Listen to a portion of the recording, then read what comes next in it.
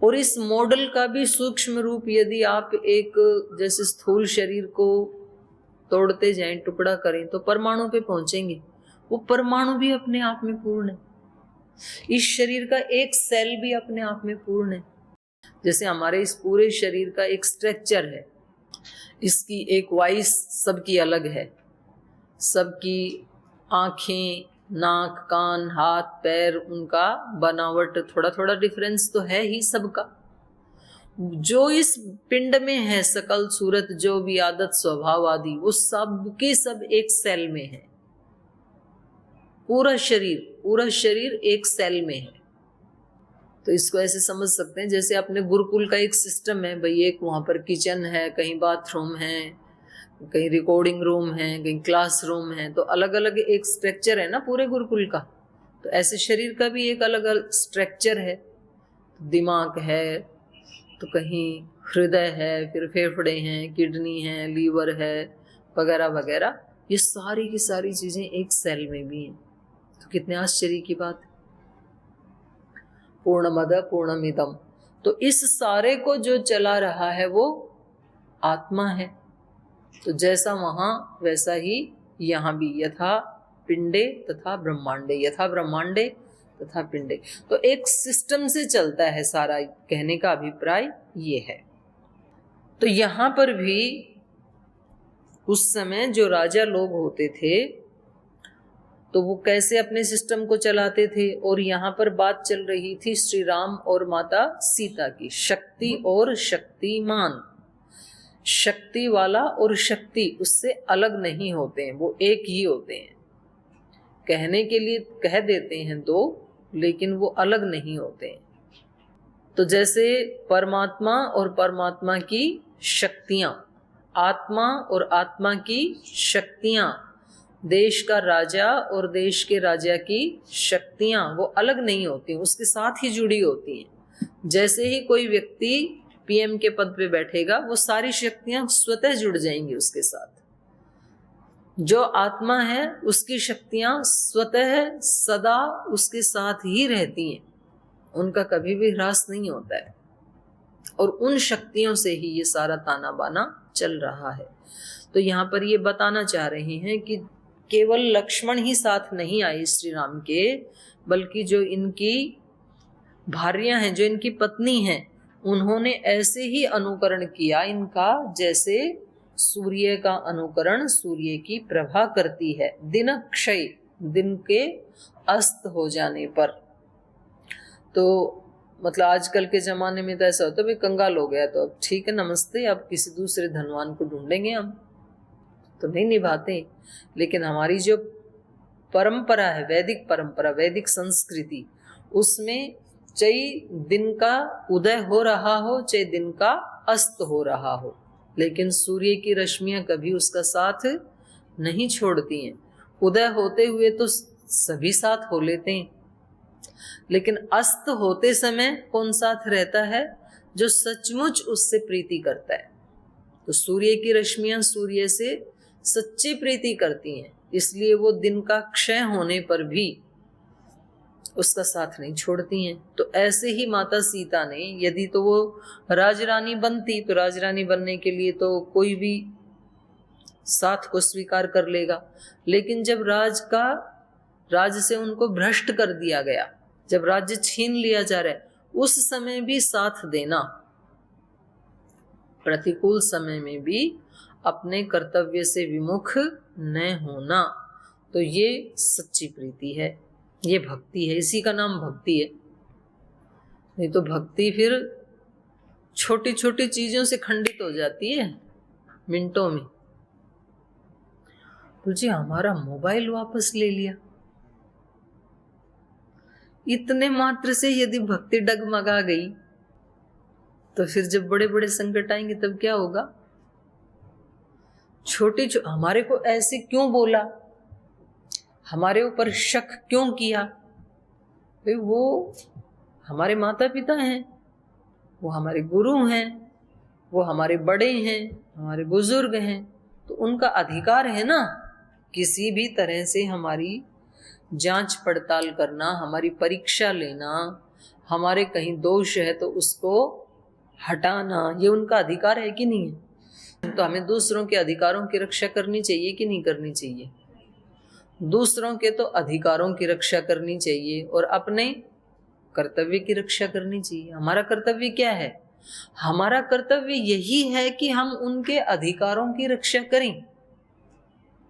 हम अपने अधिकारों की बात ना करें, हमारे क्या अधिकार हैं, अपने तो कर्तव्य की बात करें। हमारा कर्तव्य बनता है और उनका ये अधिकार है, उनका अधिकार उनको दीजिए। इतनी छोटी सी बात यदि समझ में आए किसी आत्मा को, और यदि सबको आ जाए, तो एक ही दिन में संसार के सारे युद्ध समाप्त, एक ही दिन में परिवारों के सारे झगड़े समाप्त। छोटी सी बात है बिल्कुल। तो ये अभ्यास में यदि आ जाए तो हमारा फोकस किस पे हो? दूसरों के अधिकारों की रक्षा करने के ऊपर हमारा फोकस हो। भाई जो छोटे हैं उनका अलग अधिकार है, बड़े हैं उनके अलग अधिकार हैं, तो वो उनका अधिकार है, तो उनको उनके अधिकार का प्रयोग करने दो ना। तो श्री राम ने किया ऐसे। भाई पिता मेरे को राज्य देवें या राज्य से भ्रष्ट करें, ये उनका अधिकार है, वो सम्राट है, तो उनको उनका अधिकार का बिल्कुल उनको हक है, उनको स्वतंत्रता है, वो अपने अधिकार का पालन करें। तो ये उनके अधिकार क्षेत्र की है ना। तो एक बार भी श्री राम ने रिएक्ट नहीं किया। मोबाइल तो बहुत छोटी चीज है, इन्होंने तो पूरे चक्रवर्ती साम्राज्य को हटा देने पर, छीन लेने पर एक बार भी रिएक्ट नहीं किया। तो अगर तो हमने सचमुच रामायण पढ़ी है या पढ़ी होती, तो भाई कहीं भी कभी कहीं भी ट्रांसफर कर दिया जाए, तो आज आप इधर सेवा कर रहे हो, कल उधर करो, ठीक है, तब पता लगेगा रामायण कितनी पढ़ी है। रिएक्ट भी नहीं करना, फेंकना भी नहीं, और लोभ भी नहीं करना, ये दोनों अहंकार के ही रूप हैं। ठुकराना ये भी अहंकार का ही रूप है।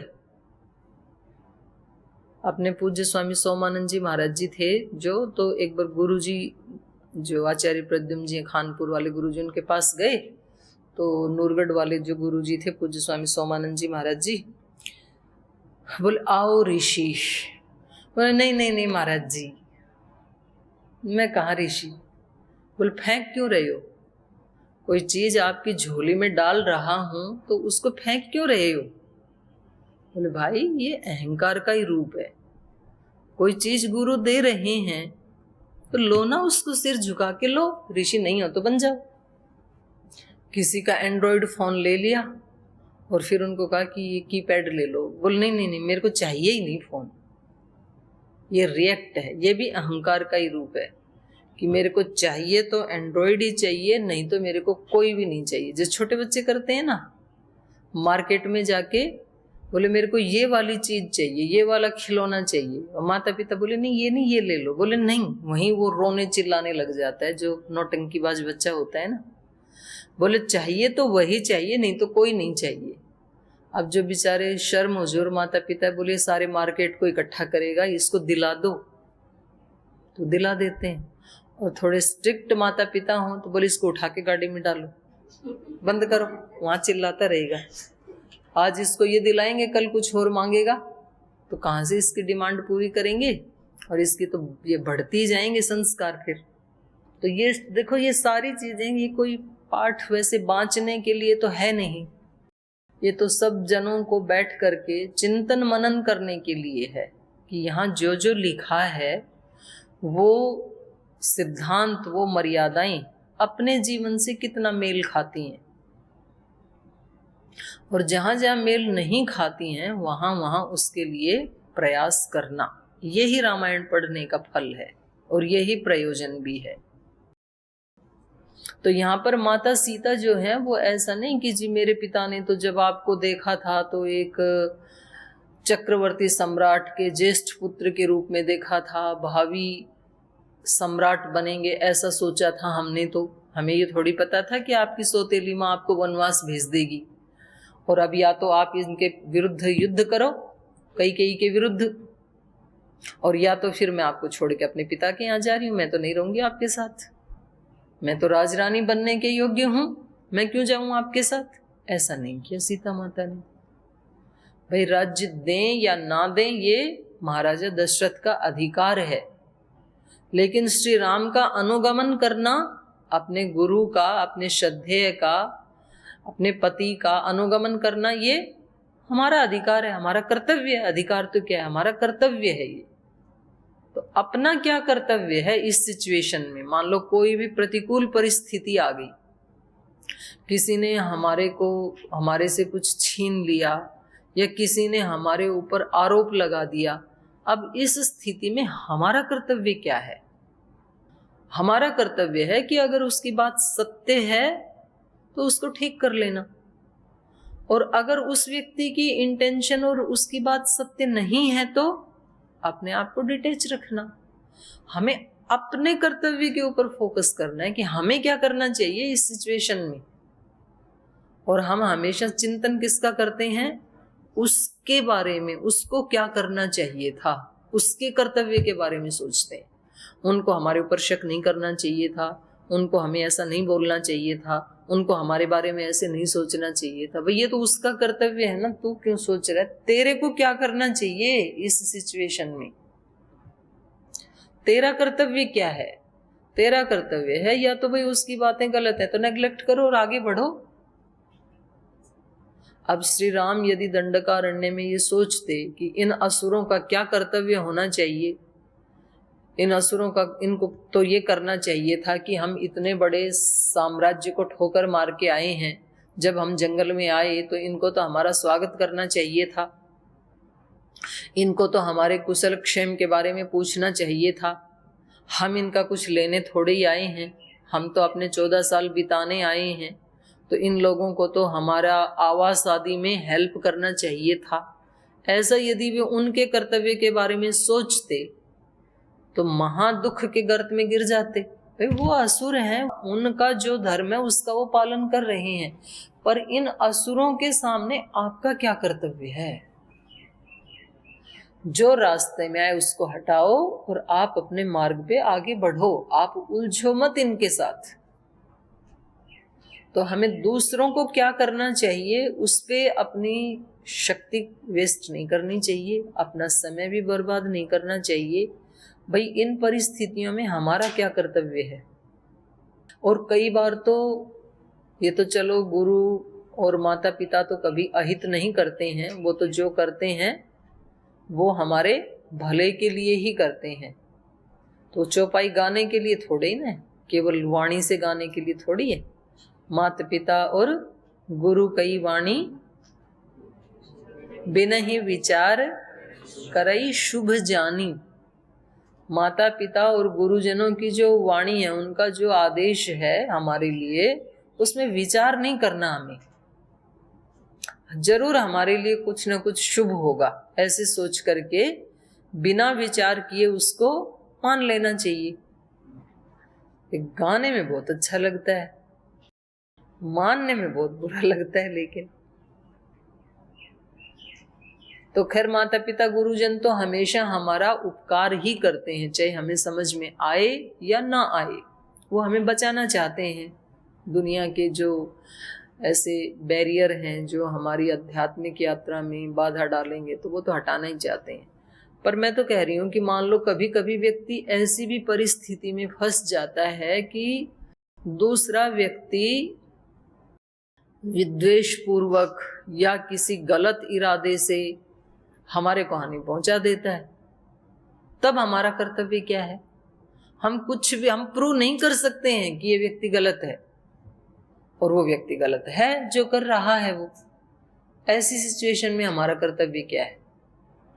ऐसी सिचुएशन में हमारा कर्तव्य है हम भगवान के ऊपर छोड़ के वेट करें, थोड़ा इंतजार करें। वही होगा इसका भी किसी न किसी दिन तो। लेकिन हम इस परिस्थिति में भी अपने आप को नीचे ना गिराएं, क्योंकि देखो हम केवल इस जन्म के या 10-20 साल के हिसाब किताब को लेके नहीं चल रहे हैं। हमारे साथ भी और दूसरों के साथ भी जन्म जन्मांतरों का खाता साथ चल रहा है। तो पता नहीं उसके अकाउंट में, उसके हिसाब किताब में क्या चल रहा होगा, हमारे वाले में क्या चल रहा होगा, कभी पहले मिले होंगे, नहीं मिले होंगे। तो हमें कुछ चीजों में धैर्य भी दिखाना चाहिए। भाई हम अपना काम करते चलें, अगर तो ये व्यक्ति गलत है तो सामने आ जाएगा थोड़े दिन के बाद, और अगर तो ये व्यक्ति सही है तो मैं अपने को ठीक कर लूं। पर अपने आप को संभालना तो खुद ही पड़ता है हर आत्मा को। ये शास्त्र तो हमारी हेल्प कर देते हैं। अब रामायण तो बेचारी रामायण माता हमारे सामने जो रखी है वो तो हमारी सहायता ही कर सकती, करना तो हमें ही पड़ेगा ना। जो पूज्य गुरुदेव हैं, हम सबको मिले हैं, तो वो तो हमारी सहायता ही तो कर सकते हैं, हमें बता ही तो सकते हैं कि भाई बच्चों ऐसे चलो, ऐसे मत चलो। तो फिर चलना तो हमें ही पड़ेगा और चीजों को हटाना तो हमें ही पड़ेगा। तो व्यक्ति को खुद ऐसे संकल्प लेने चाहिए। और हर व्यक्ति की ना अलग अलग जगह समस्या होती है, सबकी एक समस्या नहीं होती है। किसी के अंदर वाणी का दोष है, भाई मेरे से ना वाणी के बहुत दोष होते हैं। भाव बुरे नहीं है, हृदय बुरा नहीं है, संकल्प भी बुरा नहीं है, लेकिन वाणी के दोष होते हैं। तो उस व्यक्ति को भगवान से क्या प्रार्थना करनी चाहिए कि भगवान जी इन आज के दिन में, एक एक दिन में संकल्प करना चाहिए कि आज के दिन वाणी के दोषों से बचाना। क्योंकि दोष होने के बाद फिर व्यक्ति को खुद भी बुरा लगता है और दूसरे को भी बुरा लगता है, तो बाद में खुद भी पश्चाताप करता है, ऐसे मैंने क्यों बोला, उसका भी जी दुखी हो गया और मेरा भी हो गया। किसी किसी व्यक्ति को लोभ की वीकनेस है, कोई चीज जब सामने दिखती है ना तो मन में लोभ आ जाता है। सामने फल रखे हैं, दूध रखा है, घी रखा है, लड्डू रखे हैं, जलेबी रखी हैं, कोई भी चीज रखी जो आपको पसंद है, तो वो जब एक लेनी थी तो मन करता है दो ले लो। तो उस व्यक्ति को सुबह क्या प्रार्थना करनी चाहिए भगवान से, भगवान जी आज ये लोभ के संस्कार से बचाना।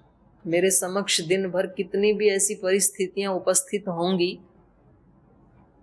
अब कोई डायबिटीज वाला है, उसको मीठा खाने का बड़ा शौक है, और जब जब दिन में ऐसी परिस्थिति आएगी तो मेरे को उस समय संयम करना सिखाना। तो ऐसे ये तो एग्जाम्पल दिया है। हर व्यक्ति को अपने वीकनेस का पता होता है और नहीं होता तो होना चाहिए, तभी तो दूर कर पाएंगे। दुरितानी परासुय का मंत्र तभी तो सार्थक होगा।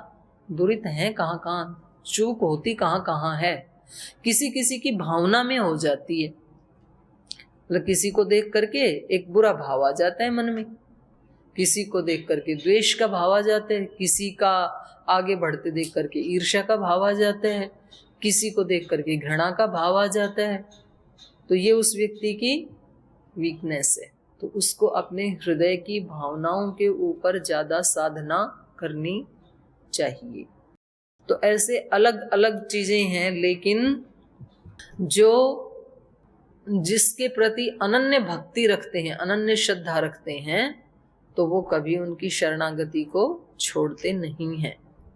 और फिर वो ऐसे ही संबंध हो जाते हैं जैसे सूर्य और सूर्य की प्रभा का संबंध है। गुरु शिष्य का संबंध भी ऐसा ही है, माता और पुत्र का संबंध भी ऐसा ही है। माँ का और बच्चे का कैसा संबंध है, अंतःकरण में रखती है माँ उसको, तो एक तरह से वो माँ का ही एक शक्ति है, माँ का ही एक स्वरूप है। जो भी बच्चा है उसका अनन्य, उसका अंश कह सकते हैं। पर यहाँ तो क्योंकि अंश और अंशी अलग अलग दिख रहे हैं, तो ऐसे ही हम सब परमात्मा के अंश हैं, हम परमात्मा की ही शक्तियां हैं, हम सब आत्माएं। और फिर हम और इसको थोड़ा स्थूल दृष्टि से देखें तो हम माता पिता के अंश हैं, हम गुरुजनों के अंश हैं। भाई गुरु का भी तो, जो शिष्य और गुरु का संबंध है, तो शिष्य गुरु का अंश ही हो जाता है। भले ही वो शरीर से गुरु ने उत्पन्न नहीं किया, लेकिन आत्मा से तो उत्पन्न किया है ना। आत्मज और आत्मजा तो होते ही है ना, शिष्य शिष्याएं अपने गुरु के। तो वो संबंधों में वो संबंध निभाने के लिए होते हैं, और वो निभते तब हैं जब शिष्य अपने कर्तव्य को फोकस करता है। तो यहाँ माता सीता अपने कर्तव्य को फोकस कर रही हैं कि भले ही श्री राम अयोध्या में चक्रवर्ती सम्राट बन करके रहें, भले ही वो दंडकारण्य में एक वनवासी के रूप में रहें, वल्कल वस्त्रों को धारण करके रहें, लेकिन हर हाल में मेरा क्या कर्तव्य है? उनका अनुगमन करना, उनका अनुसरण करना।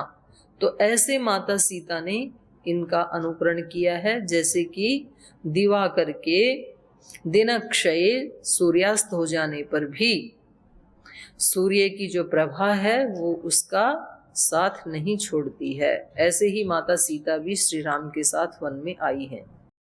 अहम अस्य अवर भ्राता, और मैं इनका अवर भ्राता हूं, छोटा भाई हूं। गुणैहि दास्यम उपागतः, और मैं इनके गुणों के कारण इनकी दासता को प्राप्त हो गया, क्योंकि ये इतने गुणवान हैं। तो वैसे तो मैं इनका छोटा भाई हूं, लेकिन इनके गुणों के कारण मैं इनका भाई नहीं बल्कि मैं इनका दास बन गया हूं। मैंने इनकी दासता को स्वीकार किया है, तो मैं तो दास बन के इनके साथ आया हूं, क्योंकि ये हैं ही इतने गुणवान। तो बड़े भाई जो हैं उनको कैसा अपने छोटे भाइयों के साथ व्यवहार करना चाहिए कि छोटे वाले उनके गुणों के दास बन जाएं। ये रामायण पढ़ने का प्रयोजन और फल है। इतना हम उनके प्रति प्रीति रखें, छोटे वालों के प्रति इतनी उनकी असुविधाओं का ध्यान रखें कि वो बड़े वालों की, अपने जो बड़ा भाई है उसके गुणों के कारण उसकी दासता को स्वीकार करें। अहम अस्य अवर भ्राता गुणै दास्यम उपागतः कृतज्ञस्य बहुज्ञस्य लक्ष्मणः नाम नामतः, और मैं इनकी कृतज्ञता का और इनकी बहुज्ञस्य, बहुत जानने वाले हैं, श्री राम के विशेषण हैं ये, ऐसे इन भाई का दास हूं। लक्ष्मणो नाम नामतः, मेरा नाम लक्ष्मण है। ये बहुत कुछ जानने वाले हैं, जिसको अंग्रेजी में बोलते हैं ना मल्टी टैलेंट। कुछ कुछ लोगों में तो एक प्रकार की टैलेंट होती है कि वो बस केवल पढ़ना रट्टा मारना तो जानते हैं, बाकी कुछ नहीं जानते। उनको कहना कि आज खाना आपको ही बनाना है तो भूखों ही मर जाएंगे, और या तो फिर वो रोटी बनाएंगे तो या तो रोटी जलेगी या वो खुद जलेंगे। उनको आता नहीं है, कोई दूसरा काम करना नहीं आता है। कुछ लोग होते हैं मल्टी टैलेंट, जिस काम में लगा दो उनको उसी में वो बढ़िया करके दिखा देते हैं। उनको घड़ा बनाने में लगा दो, उनको घर बनाने में लगा लो, उनको कपड़ा सिलाई में लगा दो, कढ़ाई करने में लगा दो, खाना बनाने में लगा दो, जहां मर्जी लगा दो, मैनेजमेंट में लगा दो, पढ़ने पढ़ाने में लगा दो, कुछ सीखने में लगा दो।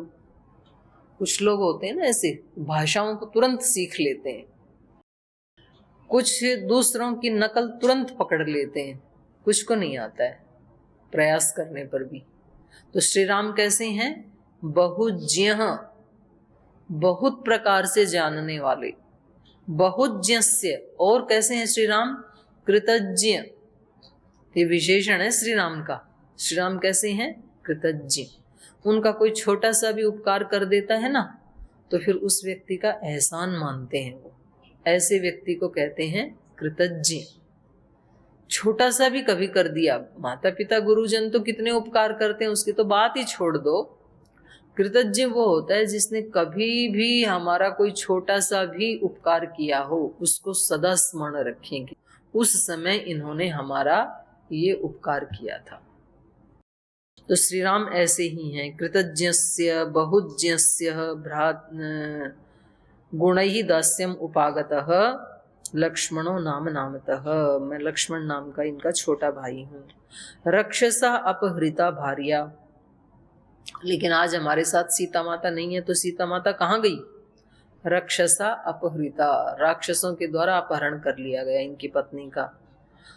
रहिते काम रूपीणा, रहिते माने जो खाली कुटिया थी, माने उसमें वो अकेली थी, तो ऐसी हमारे दोनों से रहित जो खाली कुटिया थी, उस कुटिया में काम रूपी राक्षस के द्वारा, काम रूपीणा रक्षसा भार्या अपहृता तच्च न जायते रक्षः। और उस राक्षस के बारे में हम जानते नहीं है कौन था, किधर से आया था। तच्च न जायते रक्षः पत्नी येन अस्य साहृदा।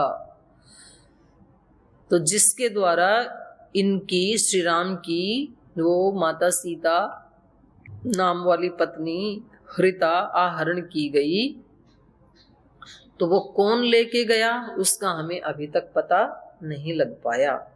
एतत् सर्वम आख्यातम याथा तथ्येन पृच्छते। तो इस प्रकार से लक्ष्मण जी याथा तथ्येन माने बिल्कुल सच्ची सच्ची सारी यहाँ तक की घटना उनको सुना देते हैं कि भाई हम क्यों आए हैं इस दंडकारण्य में, हमारा प्रयोजन क्या है।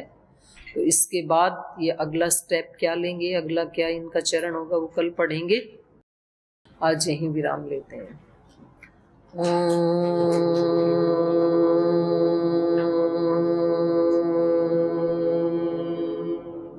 शांति शांति शांति।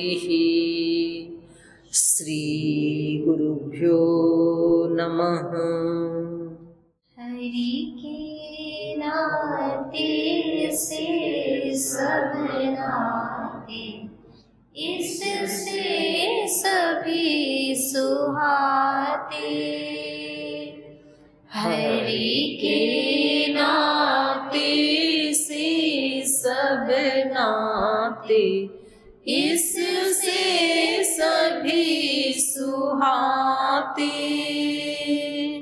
किससे वैर करेंगे प्यारे, विविध रूप धर आते। किससे वैर करेंगे प्यारे, विविध रूप धर आते। स्वार्थ बिना जो सबकी सेवा करते नहीं आघाते। स्वार्थ बिना जो सबकी सेवा करते नहीं आघाते। पर दुख दुखी सुखी पर सुख में, वो जन हरि को भाते। पर दुख दुखी सुखी पर सुख में, वो जन हरि को भाते। हरि के नाते से सब नाते, इससे सभी सुहाते। किससे वैर करेंगे प्यारे, विविध रूप धर आते। विविध रूप धर आते। विविध रूप धर आते। श्री गुरुभ्यो नमः।